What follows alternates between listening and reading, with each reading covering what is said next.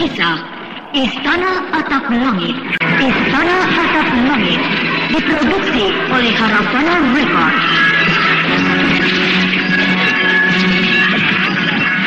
Naskah karya Niti Kostasi, hiasan musik dan sutradara Indra Mahendra.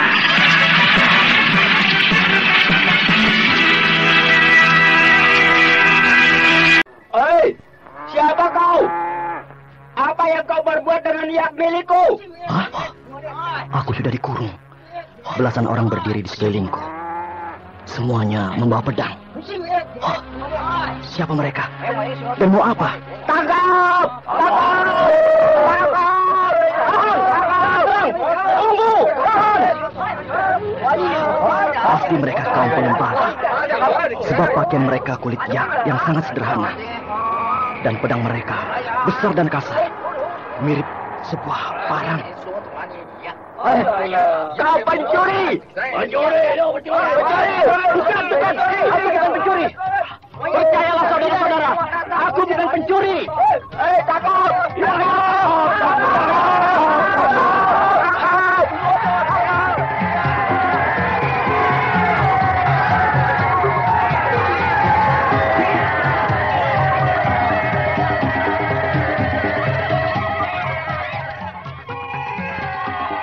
Bagus.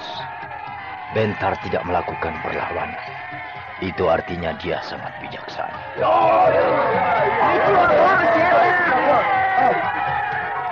Nah, Bentar diseret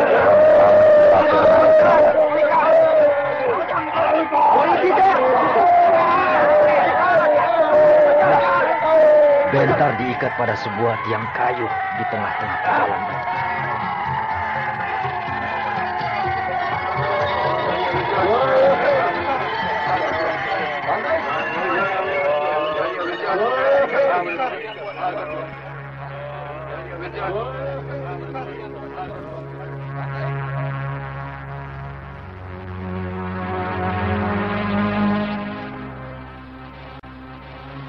Sialan.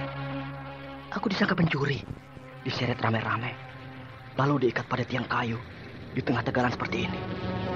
Padahal aku cuma ingin tahu lebih dekat seperti apa binatang bernama yak itu.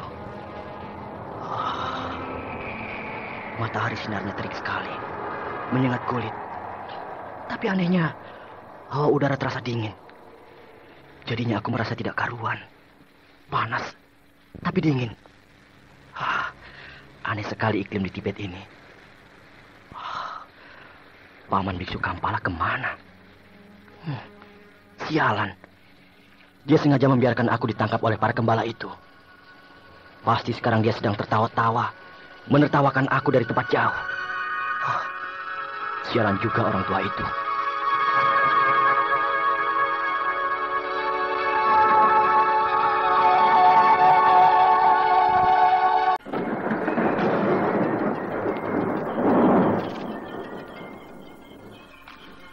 Gila, aku diikat lama banget. Dari sejak tadi pagi, siang, sore, dan sampai malam begini. Tidak dilepaskan juga.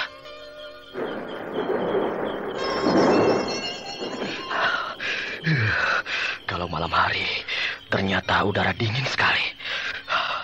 Kalau siang, masih mending, ada sinar matahari.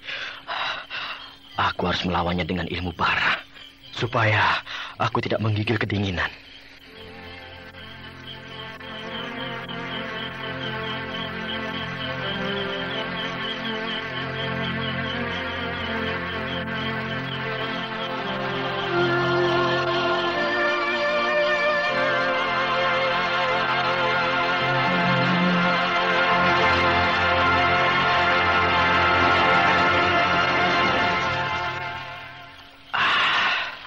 Lumayan.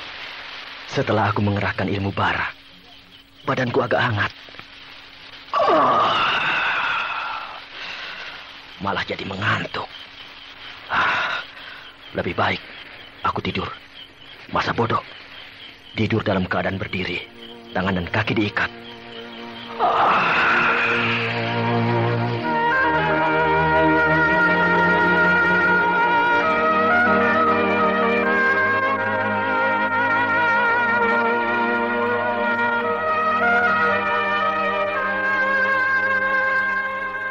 Baga. Ya, Dayomo Ketua. Kau periksa pencuri itu. Apakah dia masih hidup atau sudah mati? Baik, Dayomo.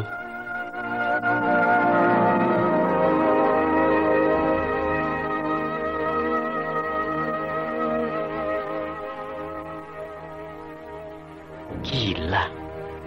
Pencuri ini tidur. Pencuri ini pasti orang gila. Bisa tidur sambil berdiri dan diikat pada tiang. Aku beritahu Ketua Dayomo.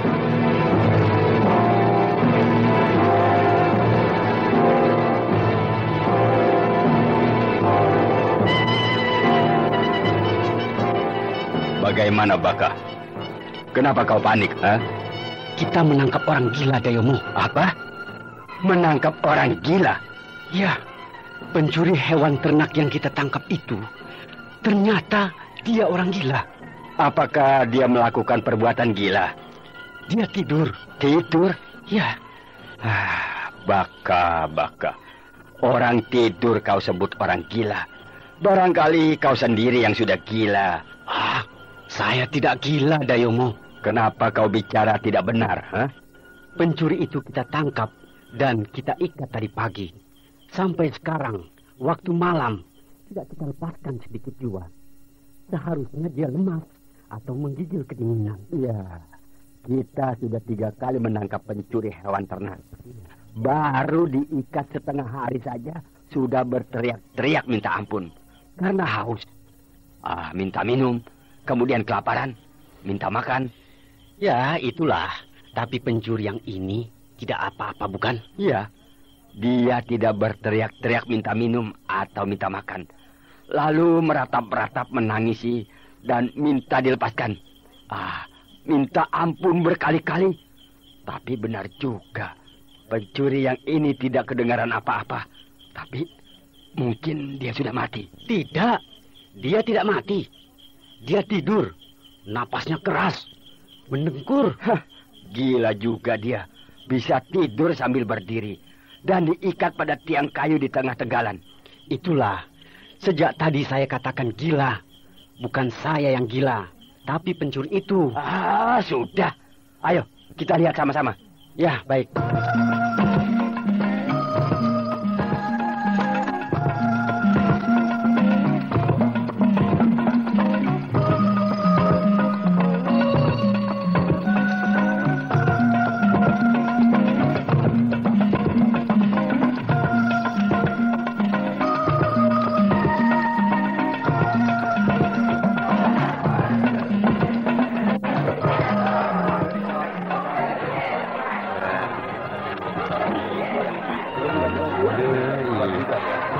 Nah, lihat.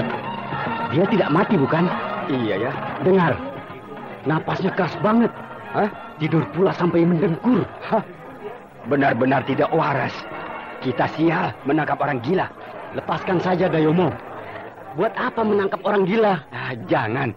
Ambil air. Air? Ya, dimandikan. Biar berkurang gilanya. Hei, kamu ambil air. 1 gentong penuh.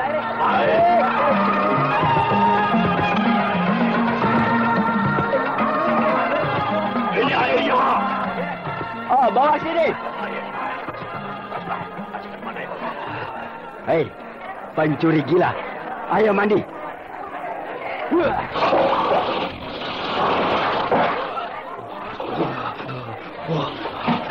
Seger. Aku sudah minum. Aku sudah minum banyak. Gila. Dimandikan bukannya menggigil kedinginan, malah tertawa-tawa. Hei, kasih makan. Mau bisa kasih makan bagaimana? Diikat begitu. Buka. Lepaskan dia. Nanti lari pada ya, Bu. Hei, kamu. Ambil makanan. Baik.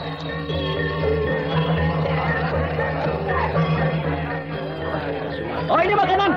Bawa sini. Pada sini. Makan. Kenyang. Ini makanan. Bawa pergi. Ayo, bawa pergi. Makan. Kenyang. Makan.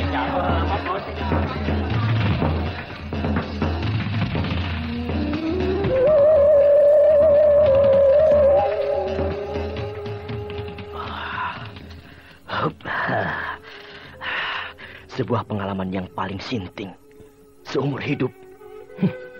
Baru kali ini aku jadi orang gila. Paman Biksu. Ternyata kau pandai bermain sandiwara. Itu karena Paman Biksu tidak muncul untuk menolong saya yang diseret oleh para gembala itu. Tapi kau dapat oleh-oleh, bukan? Saya jadi malu sendiri. Diberi bungkusan makanan, diusir, sambil diolok-olok orang banyak. Persis seperti gembel pengemis yang minta-minta. Coba buka bungkusan makanan itu. Apa isinya? Iya. Wah, daging. Oh, itu daging yak. Wah, sekarang kalau saya makan daging yak, tidak penasaran lagi. Sebab sudah melihat binatangnya. Oh, makanan ini bukan makanan murah, tapi makanan yang cukup baik. Sorghum, jambang, mentega dan garam. Sebuah hidangan yang lengkap. Memang saya lihat keadaan kelompok gembala itu baik. Tenda-tenda yang mereka pakai jenis tenda yang terbuat dari kulit yak yang baik. Pakaian mereka juga meskipun sederhana, tapi cukup baik. Kemudian semuanya, anak-anak, orang dewasa, perempuan, laki-laki, kelihatan sehat-sehat dan gemuk. Menandakan mereka tidak kekurangan makanan.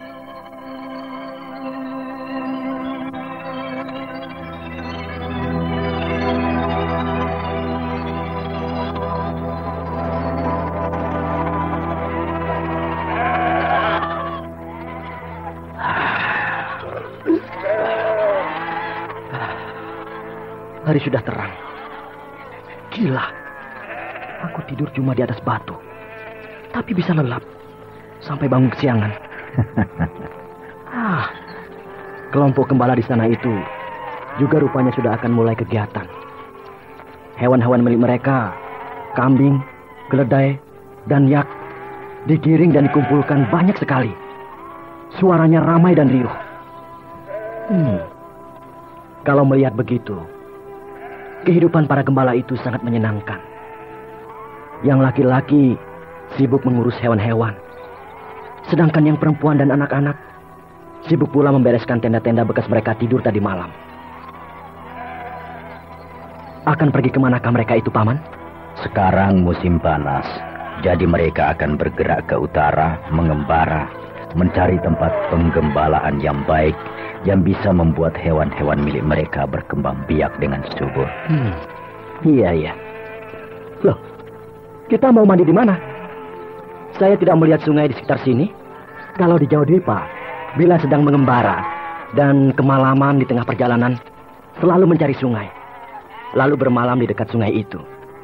Supaya besoknya bangun tidur, langsung bisa pergi ke sungai, buang air besar dan mandi. Kalau perlu, mencuci pakaian yang kotor. Dan mencari sungai di sana mudah sekali. Sebab banyak.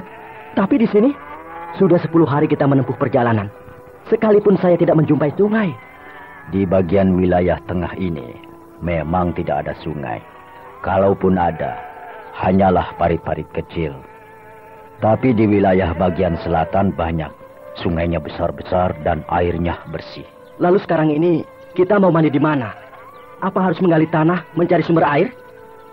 Sudah saatnya kau harus menyesuaikan diri dengan kebiasaan orang Tibet. Jadi harus bagaimana? Mandi cukup hanya dengan air 1 kantung kulit. Wah, kantung kulit itu kecil. Paling banyak airnya cuma 2 kendi. Mana cukup untuk mandi? Untuk mencuci muka dan tangan, lebih dari cukup. Oh, hanya cuci muka? Baiklah, apa boleh buat dalam keadaan darurat? Biar muka saja yang bersih. Badan sih, biar saja bau.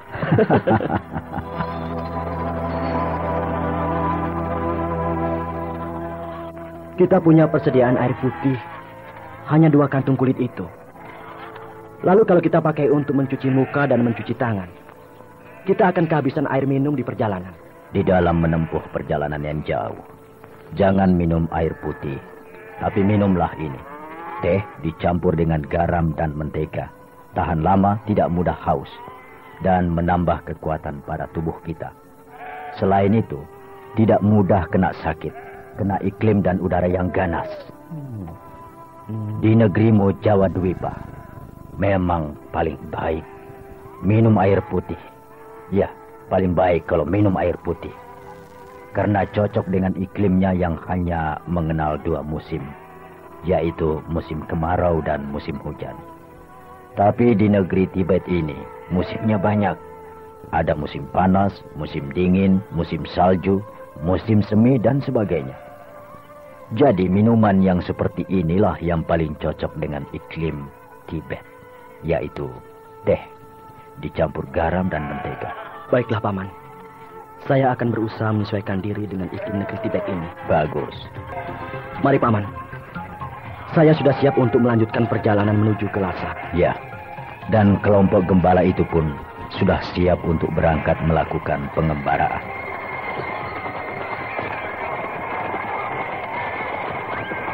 Hei, Paman, lihat.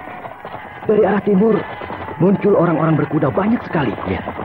Mereka memacu kuda sangat kencang sambil berteriak-teriak dan mengacung-acungkan pedang. Celaka. Orang-orang Bardis. Bardis?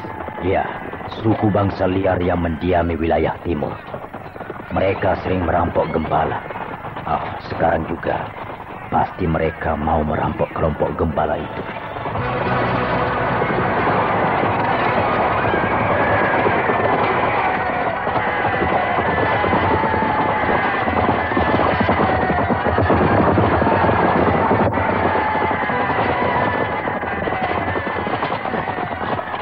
Kelompok gembala itu sangat panik. Tapi mereka berusaha siap siaga akan melakukan perlawanan.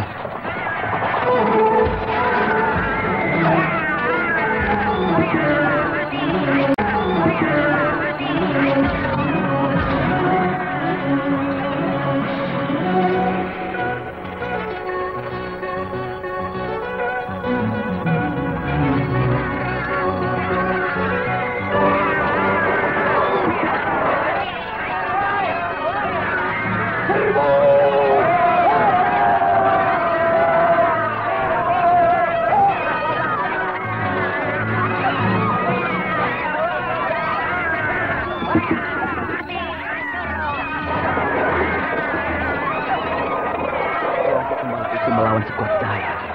Tapi mereka bukan pasukan perang. Mereka adalah para gembala yang tidak bisa bertempur sehebat lawannya. Dalam waktu sebentar saja, korban berjatuhan dari pihak kelompok gembala.